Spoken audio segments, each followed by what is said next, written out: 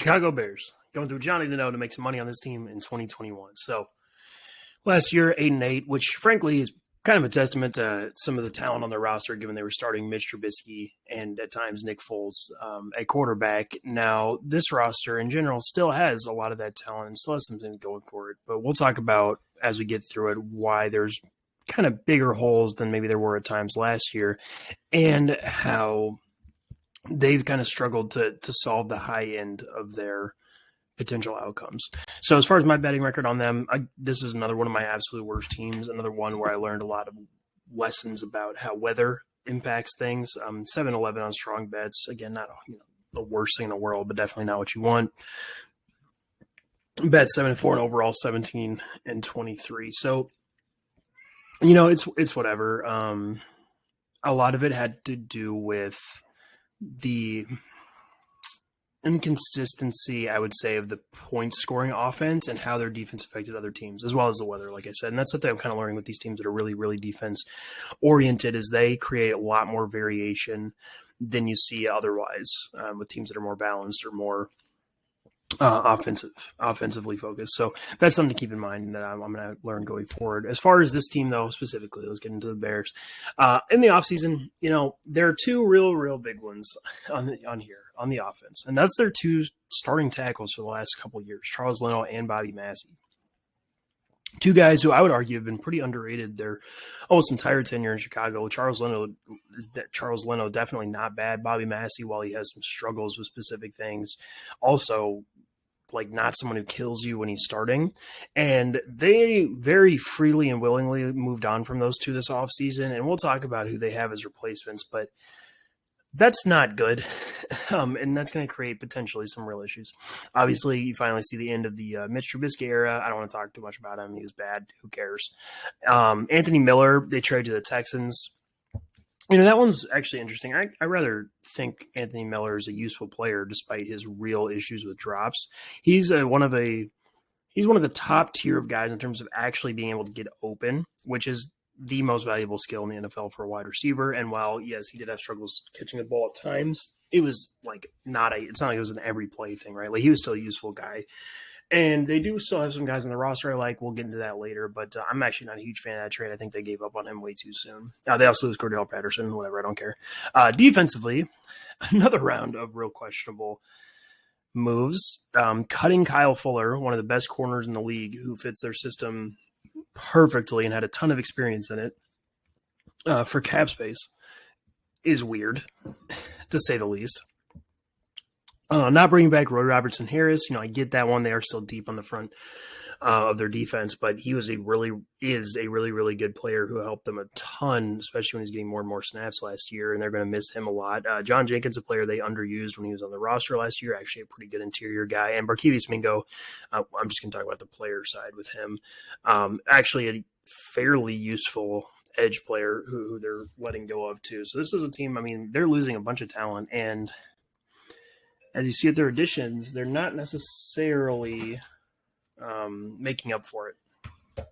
They bring in some decent players offensively. Specifically, I think I want to talk about Damiere Byrd, a guy who I think has been underrated for a while. He's been on bad offenses, but he's been part of the reason those offenses even had a chance to succeed. Patriots last year, he was pretty comfortably their top receiver, along with Jacoby Myers, although I would argue Bird was better. He just doesn't fit with what Cam Newton is capable of doing at this point in his career at all. Bird was good before that as well. Obviously, the big one here is Andy Dalton. You bring in their new probable starting quarterback, at least for the beginning of the year. And I'm going to actually kind of defend Andy Dalton, not that move specifically, because this team could be a lot better with a lot of different quarterbacks that are available, but I'm going to defend Andy Dalton as being I don't think he's garbage, right? So he was stuck last year on the Cowboys in a just garbage situation because of the offensive line that he was put behind. They had so many injuries and were starting just non-NFL caliber players for a lot of the year that's just not something Andy Dalton can do. When given a better situation, as we see in literally the rest of his career, he's going to be able to function and lead an offense to at least a middle of the road, type of season, which is the case here too. That hasn't changed. It's just about the offensive line you put in front of him. Now, In Chicago, as we'll talk about later, I don't know that they've actually solved that issue. But it's not going to be as bad as the Cowboys. I guarantee you, without injuries, it's not going to be as bad as the Cowboys were last year. So I will still point out that if given a functional system, Andy Dalton is going to be able to be okay. They also bring in Damian Williams, actually pretty good running back from the Chiefs. He kind of got shit on sometimes, and he had some injury concerns and stuff like that. But when he's actually on the field, the dude's fast. Which is, hell, that's half of the skills that matter for running back in the NFL. So, whatever. He's kind of a useful player. Marquise Goodwin is actually a decent receiver when he's on the field. Jesse James as a tight end is really whatever, but he's not like the worst whatever there is. So, some okay guys, but nothing crazy. Defensively, they actually bring in some decent players here.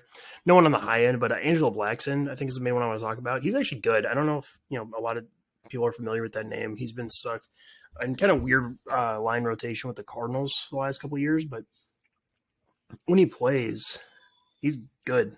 Like, he legitimately matters. He can cause penetration in the backfield. He's okay as a run defender. He really, though, is pretty useful, and I think a lot of teams missed out on him by letting him go to Chicago for pretty cheap, and with the way they coach these guys on the interior, he's really definitely going to be something. I can guarantee you that. They also bring in Desmond Trufant. Obviously people are kind of over him as a player, but the guy's been in the league for a long time for a good reason. He can play corner and not suck, and that's like a guarantee. He did it with the Lions last year when he was healthy. He's done it for the Falcons for forever before that. While he struggles with high-end guys, you can only ask for so much. There's not a lot of corners in the NFL who even are able to cover real good receivers anyway. So, he's a good player, and bringing him in is helpful. Mike Pennell, good fat defensive nose tackle. Did they necessarily need him? No, but it's always good to have defensive line depth. Literally no complaints with that.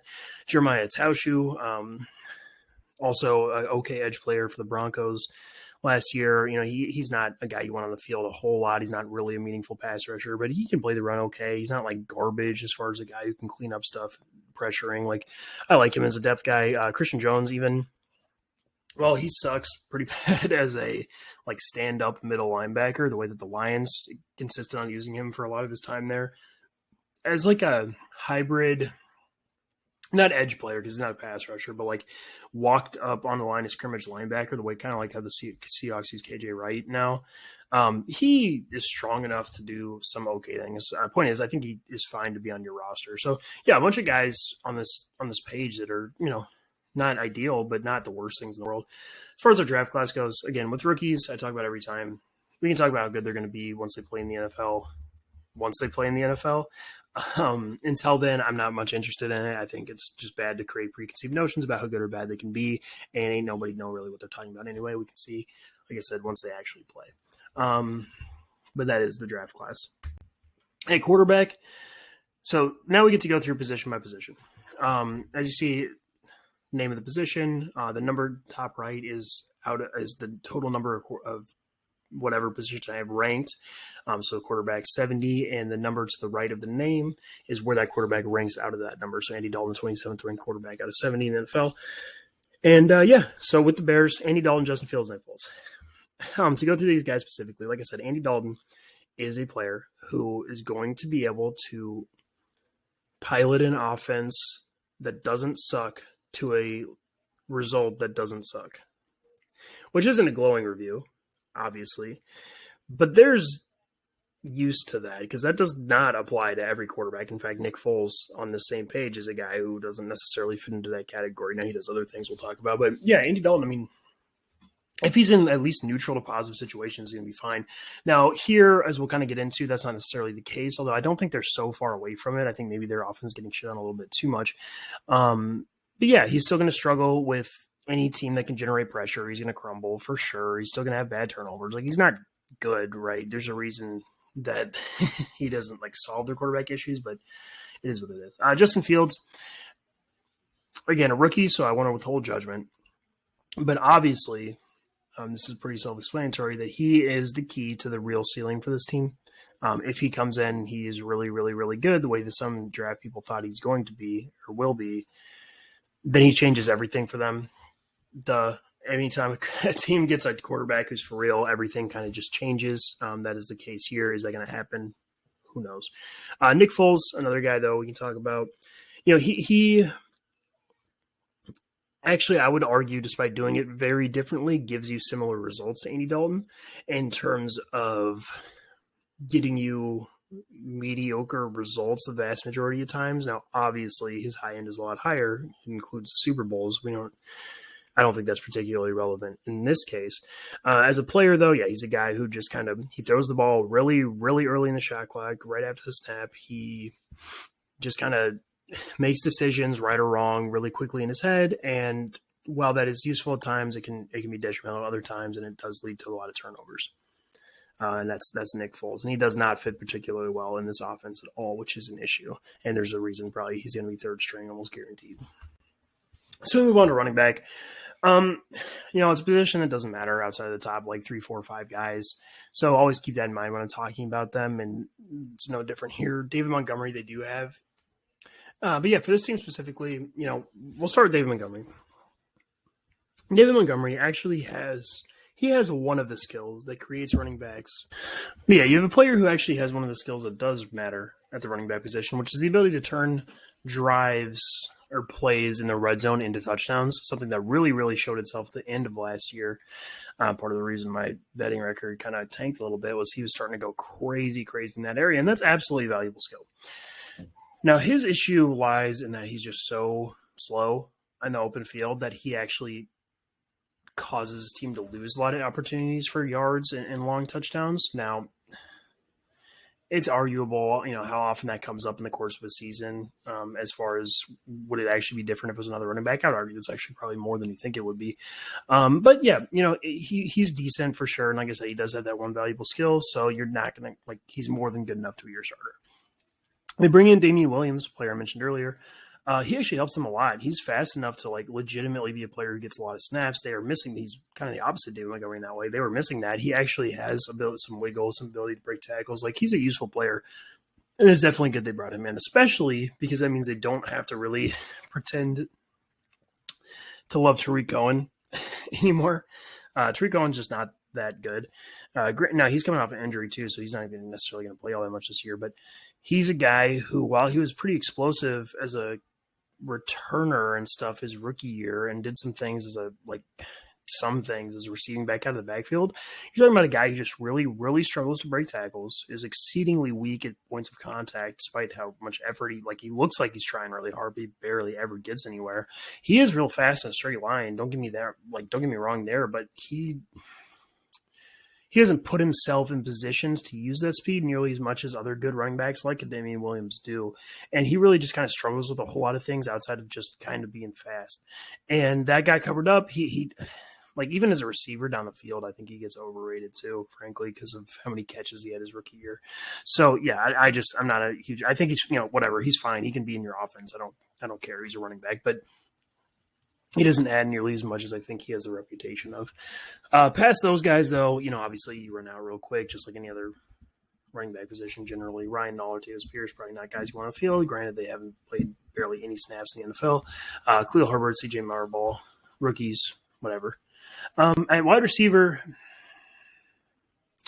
I definitely think it's an interesting position to talk about. So Allen Robinson, top 10 receiver, as far as I'm concerned. He's really, really, really good. He's a guy who actually drives play by himself as far as picking up yardage and first downs and moving the chains, which is a really valuable skill. He's really good in the red zone. Overall, he's a great player. Now, he can be shut down more by top end corners than the receivers ahead of him can be. So keep that in mind. And while he's a yardage driver, he's not necessarily always a big points guy because while he's good in the air down the field, he's not good at beating guys on deep posts and that type of thing with any level of frequency compared to the guys ahead of him.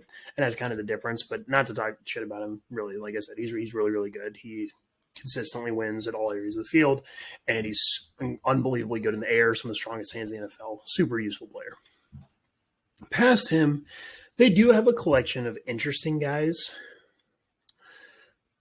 but it's not for the modern NFL. When you compare it to some of the other receiver rooms across the league, it's not exactly what you want. So Darnell Mooney, let me talk about him real quick. He's awesome, dude, super good. Complete steal as a rookie last year. Showed that very early as soon as on the field, and that translated once he got more and more snaps. He's super quick. He consistently creates separation. not just down the field, but actually like he can run routes near the line of scrimmage to like a degree that would have been surprising given his pre-draft profile. And he does it in a way that like is useful. Like I said, he wins quickly, he wins a lot, he wins by a lot. And you can't ask for much more than that. Now he's still not very good after the catch, not particularly strong at the catch point. He is little, which are all kind of slight detriments. But as far as like the modern NFL goes, again, he's like what you want a lot of ways in a receiver. So yeah, Darnell Mooney, A+ for sure. 69th that you see might seem a little low. There's a lot of good receivers in the NFL right now, so don't get it twisted. He's really good. Damiere Byrd, also pretty good. Now he is not nearly as like fast as Darnell Mooney. He probably is in like a 40-yard dash scenario, but like as far as on-field game speed, he's while still fast, not great. He is even weaker probably at the catch point, things like that. But he's another guy who like creates separation in a fairly meaningful way with a decent level of consistency. And he's a guy that I would always want on my team as a 4th, 5th, 6th receiver, 100%. Now, Grant, I know I have him listed as a starter right now. I have no clue who's going to end up in that spot for them. I might just think he happens to be the best of the rest of their on their roster. But yeah, no, Damiere Byrd, really good. Marquise Goodwin, guy, obviously he didn't play last year, but when he's been on the field, at least in recent years, he's shown that he's actually pretty similar to Darnell Mooney in a lot of ways. I would argue maybe even kind of identical. Now he is older and he hasn't played in a while, and that's why he's ranked a little bit lower.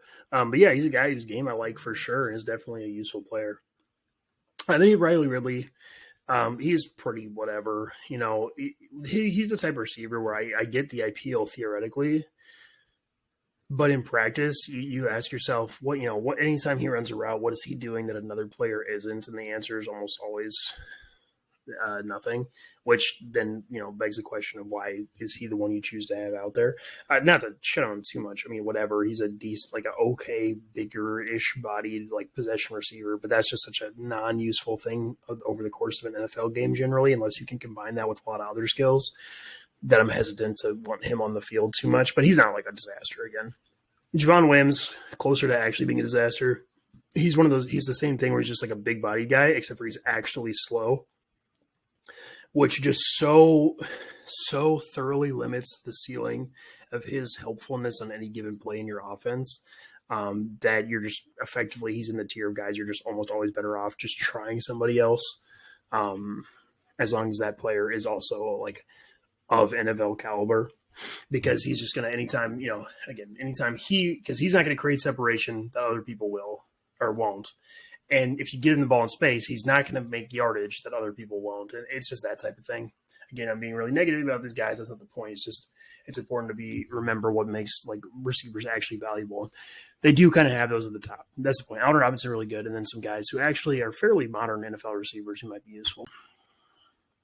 At tight end, another kind of rough spot. Jimmy Graham, I think, is actually underrated because people remember what he was and look at him now and say, "Oh, he sucks now." Well, I mean, comparatively, sure, but as an actual player, like the dude, he still has monster hands. He actually understands defenses pretty good. Like he does useful things at the tight end position. People get that twisted too much. He is actually fairly useful. He does like the high end ability though, and he did never really develop as a blocker. But as a pass weapon, I don't know, you're fine. Cole Kmet is not particularly good. He's not particularly bad, but he's a guy who, what does he do? He's like kind of a mediocre to maybe he'll get better and get to be okay run blocker. He doesn't create separation as routes. He has I guess he has kind of strong hands at times, but it's really small sample size. Nothing that I'm, ready to write in stone there. Doesn't create yards after the catch. And overall just kind of fits into this like big old middle group of tight ends in the NFL who are all in practice the same. Just like another guy on the team, Jesse James, actually kind of the same thing. So, yeah, whatever. They're not going to get a lot out of this position. Are they going to get enough to serve their needs? I mean, I guess, but not, you always want more than that in every position that you have on the field. And offensive line, though, a lot to talk about, not a lot to be excited about. We have rookie Tevin Jenkins, who I'm going to withhold judgment again, as he's a rookie, but he is a non-first round tackle. And what I can guarantee is no matter how good he ends up being, that at the beginning of next year, he probably ain't going to be very good. Whether that's because of miscommunications, because he's not ready for NFL athletes, whatever it is, it's a pretty set pattern, I would argue at this point, that young or rookie offensive tackles struggle at the beginning of their first year unless they're freaks or in great situations like Tristan Wirfs or Jedrick Wills were last year. And he's definitely not here. And then their other tackle, as of right now, I guess, is going to be Jermaine Ifedi. That's terrifying. Jermaine Ifedi is bad, and he's going to perform bad compared to other tackles that start around the NFL, and he's going to be the cause of a lot of issues when you combine him with Andy Dalton. We'll get into that when we talk about how the offense functions as a whole, but that is really, really scary if you're a Bears fan that you are deciding. I mean, they willingly, again, let go of Bobby Massey and Charles Leno to give Jermaine Ifedi the chance to start. He did some okay things as a run blocker towards the end of last year. Sure. You want more than that in your tackle, for sure. And it's not like he was good in that area. He was just serviceable.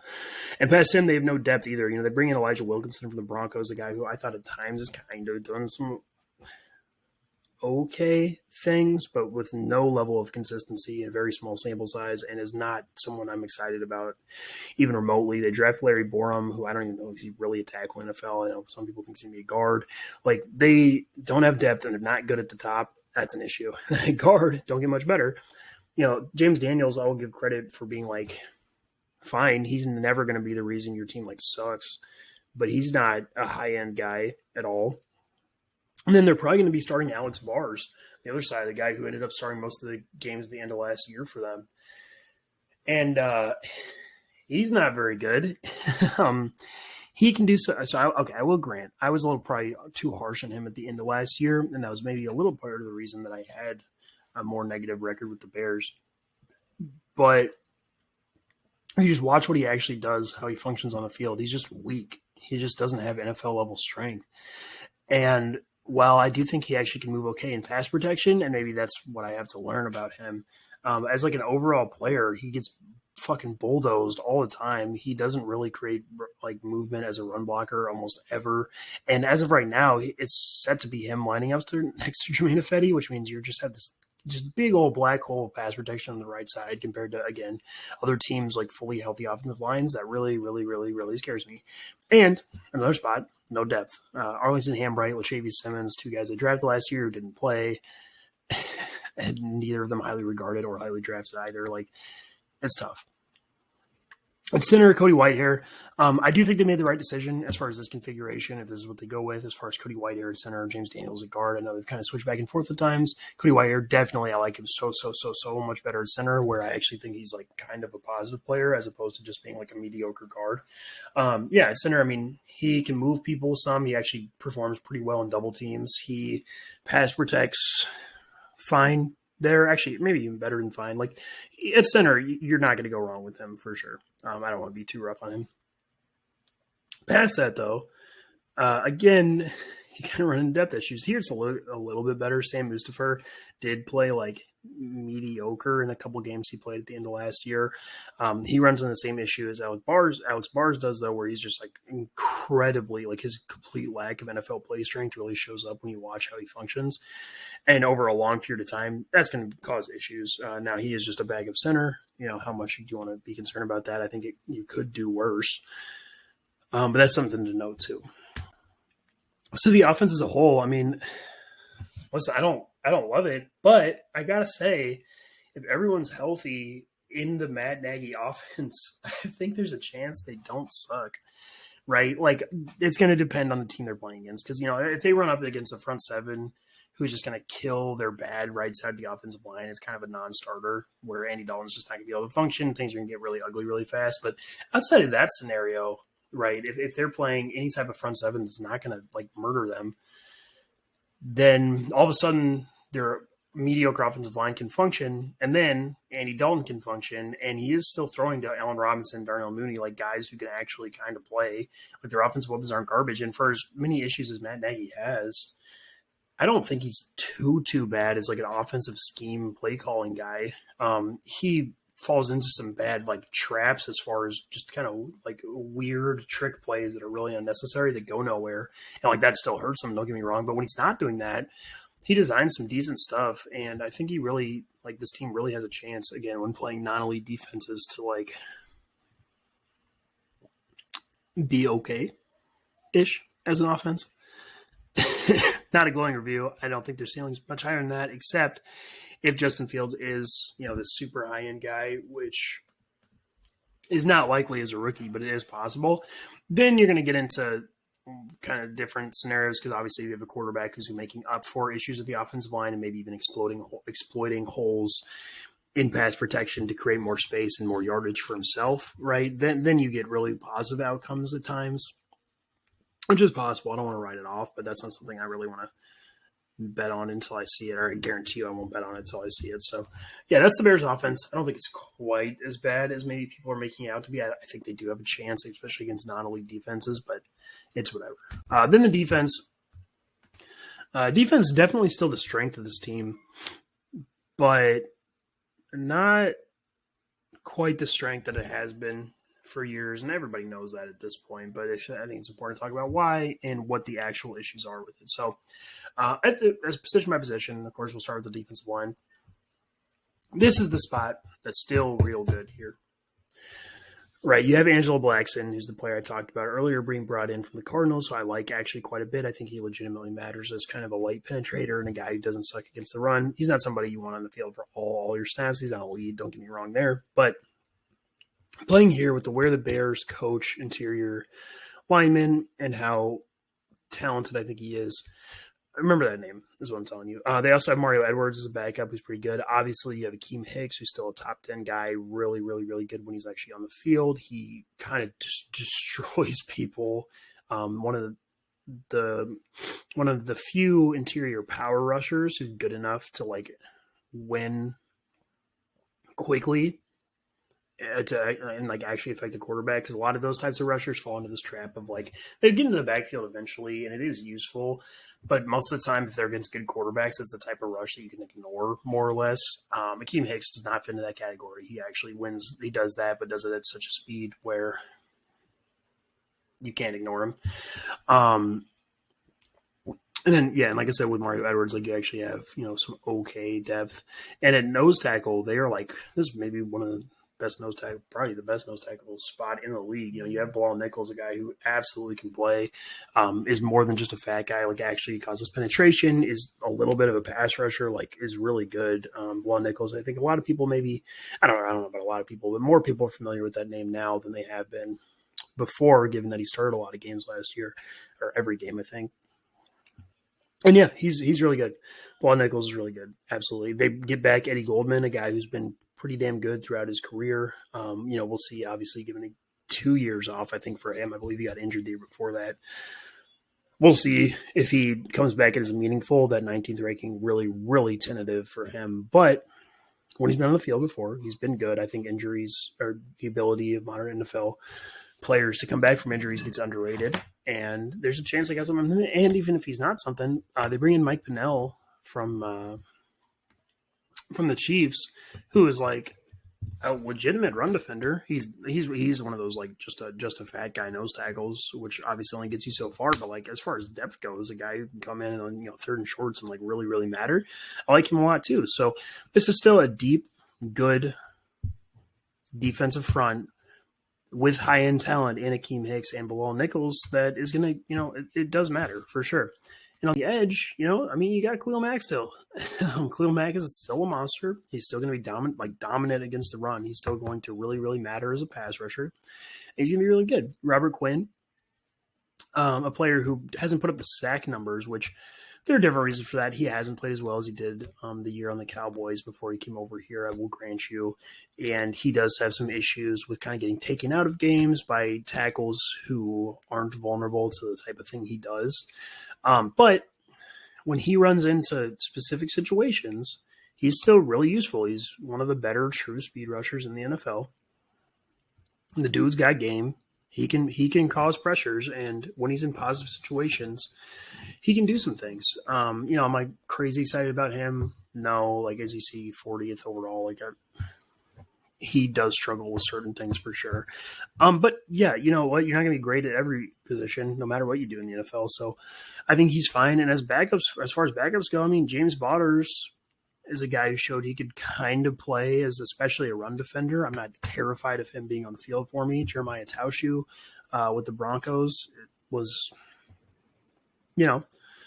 functional again. He kind of got passed up himself by guys like Malik Reed and stuff like that in the Broncos, but he I think belongs in the NFL as like a rotational guy. And again, yeah, with the high end talent of Khalil Mack, like you're still doing pretty good here. Middle linebacker, another spot. These rankings are not correct. I'm looking at now.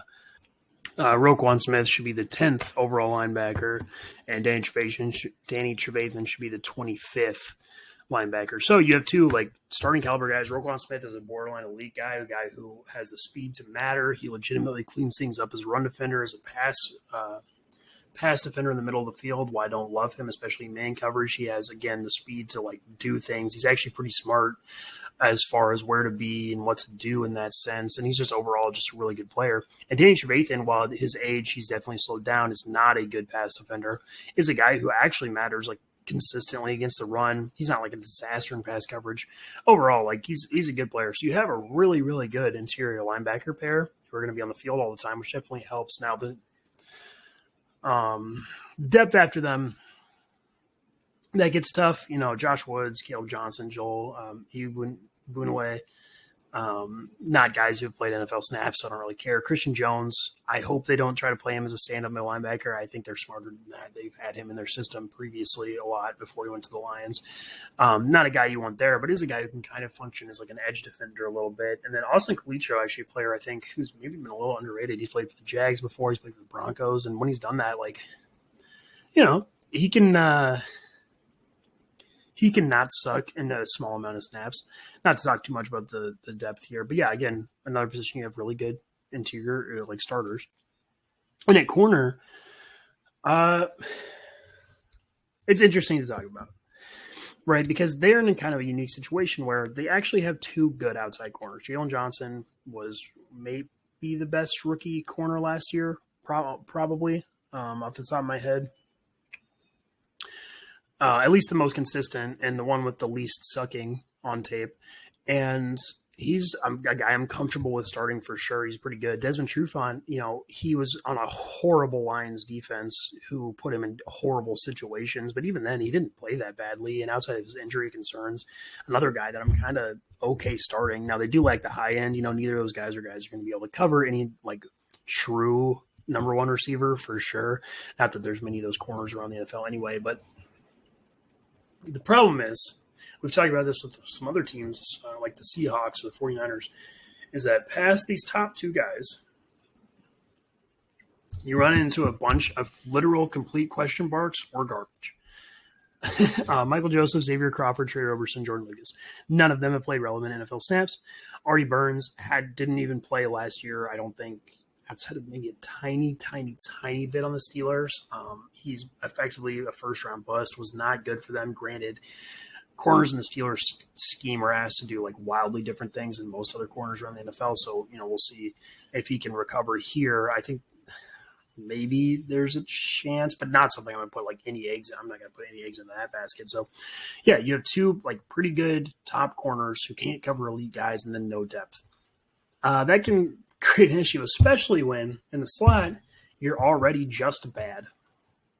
Kendall Vildor ended up playing a lot for Buster Screen at the end of last year, and he was really, really not good. Yeah, he was just getting burned in man coverage pretty repeatedly, didn't really show good instincts. I didn't even think he stood out like as a run defender in any meaningful way. Like, not a guy that, as far as I'm concerned, you want on the field at this point in his career. And as of now, I'm pretty sure he's going to be the starting corner. It's either him or Duke Shelley. You'll notice with that ranking, Duke Shelley 120th. That's out of the outside corners, not out of the slot corners. I ended up putting him under slot because I think there's a chance he starts there, or I'm sure that's the competition. But that's tough because he's not good either. He's even worse. He legitimately sucks when he's on the field. Kendall Vildor, I will say, at least I know I roasted him earlier.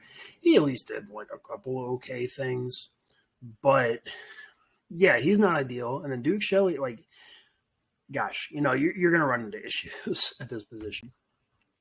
And then at safety, Eddie Jackson. He's elite. Dude's awesome. He knows what he's doing. He truly matters as not just a downfield, deep, like center fielding safety, which is a rare skill set. He also matters as a box guy. He matters as a playmaker. He just matters. It is really, really good. Then you have Deshaun Gibson Jr., who's definitely getting up there in age and losing a step. But he's still a smart player who, functions as a down the field safety, which is good. Like in this defense, having these safeties is definitely helpful. The depth there, not ideal. Not the worst thing in the world, though. I actually think Deion Bush and DeAndre Houston Carson, despite their rankings being fairly low, I think there's a lot of good safeties in the NFL, and both of them are not guys you ever want starting or playing a full game for you. But as far as third safeties who are playing more like kind of linebackers in the box, you can do worse.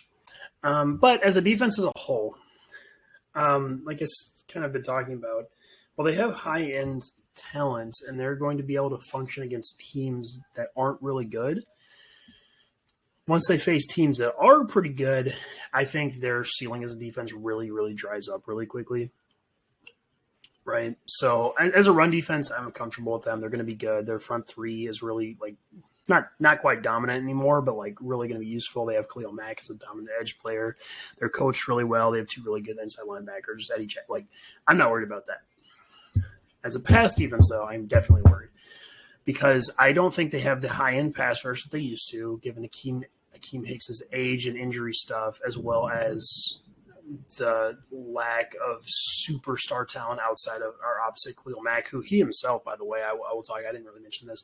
I don't think he's quite the high-end pass rusher that he's made out to be. He's unbelievably good and is clearly in the second tier, but he's not Myles Garrett.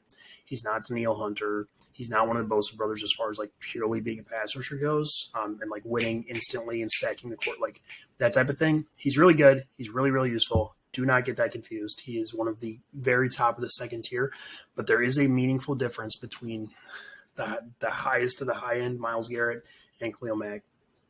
And so you are kind of talking about a good pass rush, but not super elite. And then you're talking about a pretty good coverage shell as far as Jalen Johnson, Trufant, Eddie Jackson, Deshaun Gibson, but a real lack of elite corner play and a big ass hole in slot corner.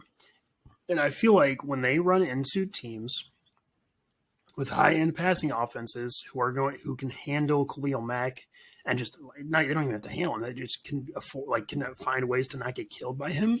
There are going to be enough holes down the field and enough open receivers that this pass defense isn't going to hold up. Now, granted, that's against the most elite stuff, but looking ahead at their schedule, there are times when that kind of becomes an issue. Right now, they will say they are fortunate in that they play either a easy schedule at the beginning of the year or play teams that they match up fairly well with. That I think the Browns would be an example of a team I actually think they match up pretty decent with. But at least defensively, right? That's what we're talking about here. But they are going to run into real issues when they play elite receivers or good pass games. And I mean, the Rams week one might be one of them. You catch the Packers and Buccaneers back to back. The 49ers have two really good receivers. That's going to be an issue. And then offensively, right, with Andy Dalton, you're still looking at teams with real pass rushers that are really going to terrify you. Because like I said, if there's a team that rolls in and is just ragdolling the right side of the Bears offensive line, then the game is kind of a non-starter.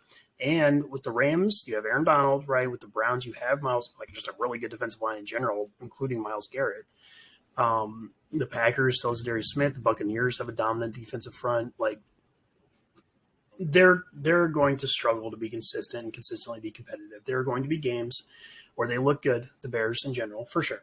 I'm comfortable with that. And they're going to win some games that they shouldn't, that type of thing.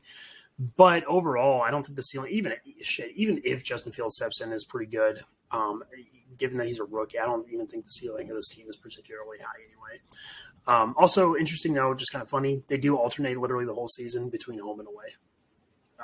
So, I don't know, do whatever you want with that information, but I do think it's kind of funny. But yeah, so that's the Bears in 2021.